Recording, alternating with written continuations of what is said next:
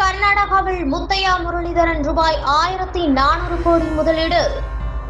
இலங்கை அணியின் முன்னாள் நட்சத்திர கிரிக்கெட் வீரர் முத்தையா முரளிதரன் கர்நாடக மாநிலத்தில் ரூபாய் 1400 கோடி முதலீட்டில் குளிர்பான நிறுவனத்தை தொடங்கியுள்ளார்.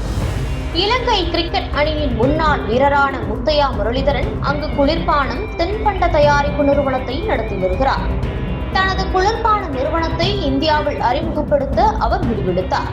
இதற்காக கர்நாடகா தொழில்துறை அமைச்சர் MP பாட்டீலுடன் கடந்த சில மாதங்களுக்கு முன்பு பேச்சுவார்த்தை நடத்தினார்.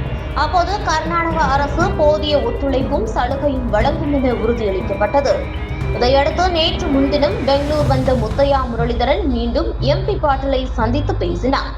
அப்போது கர்நாடகாவில் ரூபாய் 1400 கோடி முதலீடு செய்வதாக தெரிவித்தார். இதற்கு கர்நாடக அரசு சாமராஜநகர் மாவட்டத்தில் 46 ஏக்கர் பரப்பளவில் தொழிற்சாலை அமைப்பதற்கான நிலத்தை ஒதுக்கீடு செய்துள்ளது. இந்த தொழிற்சாலை 2025ஆம் ஆண்டு ஜனவரி முதல் இயங்கும் என அறிவித்தார். இது தவிர தார்வாட் மாவட்டத்திலும் முத்தையா முரளிதரன் இரண்டாவது கட்டமாக முதலீடு செய்ய திட்டமிட்டுள்ளார்.